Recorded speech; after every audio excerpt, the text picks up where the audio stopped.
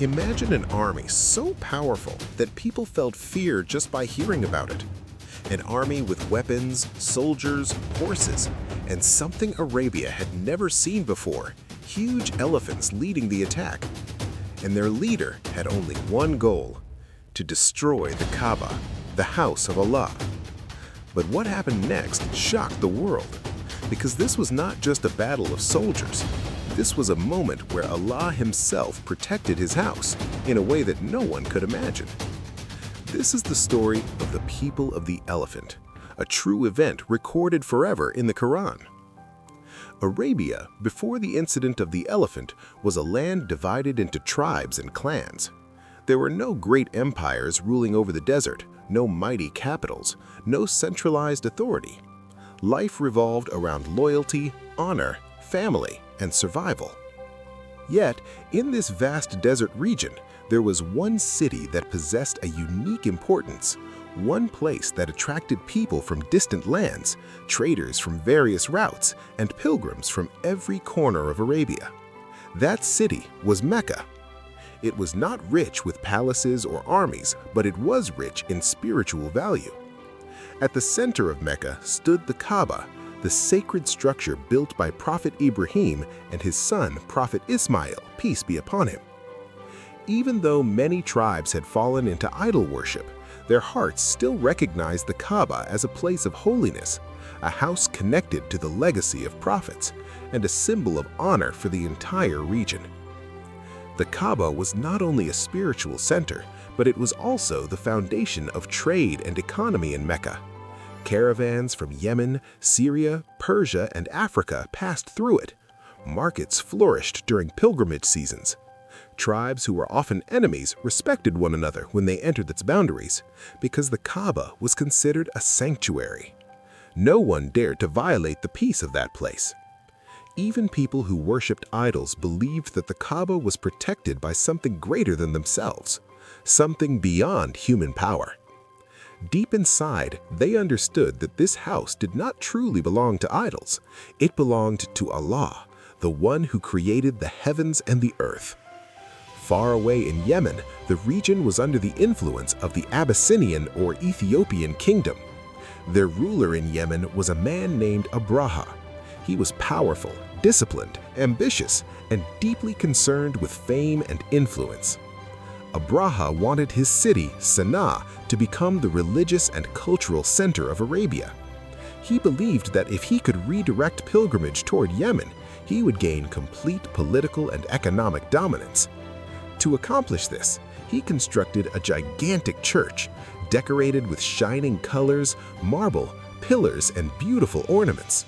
It was meant to impress, to inspire awe, and to compete with the Kaaba. But the Arabs did not change their loyalties. They continued traveling to Mecca, visiting the Kaaba, trading, and honoring their ancient pilgrimage traditions. Abraha soon realized that no matter how beautiful his church was, the hearts of the people did not turn away from the Kaaba. What began as disappointment slowly transformed into frustration, and that frustration evolved into jealousy and anger.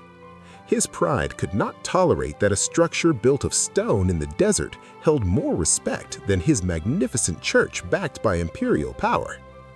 Then Abraha made a dangerous and arrogant decision. He declared that he would demolish the Kaaba and force the people of Arabia to abandon it forever. In his mind, destroying the Kaaba meant destroying the spiritual heart of the region. It meant proving his authority to the world. With this intention, he began assembling a massive army consisting of disciplined soldiers, weapons, armor, and experienced commanders. But what made this army unique was the presence of enormous war elephants, animals that struck fear into anyone who saw them. Arabia had never witnessed such creatures in battle, and news of this unprecedented army spread rapidly across the desert. As Abraha marched toward Mecca, he advanced through different territories, confronting tribes along the way. Some tribes tried to resist, attempting to defend their honor and protect their lands, but they were no match for his organized and heavily equipped forces. One by one, the tribes were defeated, and the army continued moving forward with confidence. To the people of Arabia, it seemed as if nothing on earth could stop this advancing force. However, they did not realize that this story was not about military strength. It was about arrogance facing divine power. When Abraha's army approached the outskirts of Mecca, his soldiers confiscated animals belonging to the residents, including camels owned by Abdul Muttalib, the respected leader of Quraysh and the grandfather of Prophet Muhammad, peace be upon him. Abdul Muttalib, known for his dignity and wisdom, went to meet Abraha. The meeting between the leader of Mecca and the arrogant ruler of Yemen became one of the most memorable exchanges in history. Abraha assumed that Abdul Muttalib would beg him to spare the Kaaba, but instead, he calmly requested the return of his camels. Abraha was surprised and questioned his priority. Abdul Muttalib responded that he was responsible for his property. The Kaaba has a Lord, and He will protect it. These words were not just an expression of calmness, they reflected complete trust in Allah, a belief that true power does not belong to kings or armies, but to the Creator of all beings. Abdul Muttalib returned to his people and instructed them to leave the city and seek refuge in the mountains, placing their trust in Allah. They understood that they could not defend the Kaaba with swords or shields. The matter now belonged entirely to the Lord of the Kaaba. As dawn approached, Abraha prepared his army for the attack. Soldiers positioned themselves. The elephants were lined up, facing the sacred house. Commands were shouted, drums echoed, and the soldiers were ready to march. But then, something unexpected occurred. The lead elephant refused to move forward. The soldiers pulled it, struck it, and tried to force it ahead, but every attempt failed. When they turned the elephant in other directions, it walked normally, but the moment it faced the Kaaba, it halted and sat firmly on the ground. This moment was a sign, a message that even a creature without speech could sense what arrogant men could not understand. Then the sky above began to change. Groups of small birds appeared in large numbers, flying in formations unknown to the people below. These birds, called ababil, carried small stones of hardened clay, one in each claw and one in their beak. The stones were tiny in size, but they were sent by the command of Allah. The birds began dropping the stones upon the army. Wherever a stone struck, the soldiers' bodies began to break and weaken. Their strength vanished, their order collapsed, and their pride shattered instantly. The army that once marched with confidence could no longer stand firm. The Quran describes this event as a divine judgment, a moment where arrogance was destroyed and Allah showed that no power can challenge His will. Within moments, the mighty army turned into nothing but remains scattered across the land, like eaten and crumbled straw. Abraha's mission failed completely. The Kaaba remained untouched, preserved by the protection of Allah, without any human battle or resistance. This miraculous event took place in the same year that marked one of the greatest moments in human history, the birth of Prophet Muhammad, peace be upon him. It was as if the world was being prepared for a new chapter, a new message, and a final prophet who would guide humanity toward truth, justice, and faith in the one God. The Year of the Elephant became a historical marker remembered in Arab culture, symbolizing the moment when Allah openly demonstrated His protection over His sacred house. The story of the people of the elephant carries profound lessons for every believer. It reminds us that power does not belong to armies, wealth, or rulers.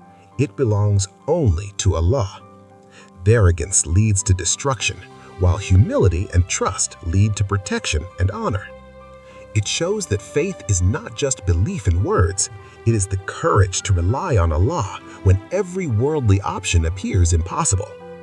It teaches that Allah protects what He wills in His own way, at His own time, using means that human beings could never predict. This event also reminds us that everything in creation obeys Allah. Animals, birds, winds, stones, and even the smallest elements in existence. Nothing moves without his permission. Even the strongest structures and the most powerful armies collapse when they challenge the will of the Creator. Empires rise, kings gain power, cities grow, but all of them remain under the control of Allah, and when He decides to end their authority, no force in the world can prevent it. The Kaaba stood then and it continues to stand today, not because of human defense, but because Allah protects what He honors. The story of Abraha and his army is not just history, it is a living reminder that faith, humility, and trust in Allah are greater than pride, arrogance, and worldly strength. It teaches us that no matter how powerful someone believes they are, they remain weak before the power of the one who created them. And so, the story of the people of the elephant remains preserved in the Qur'an as a sign, a warning, and a source of reflection for every generation. It reminds us that the world may change, nations may appear and disappear, but the authority of Allah never changes, and His protection is always true.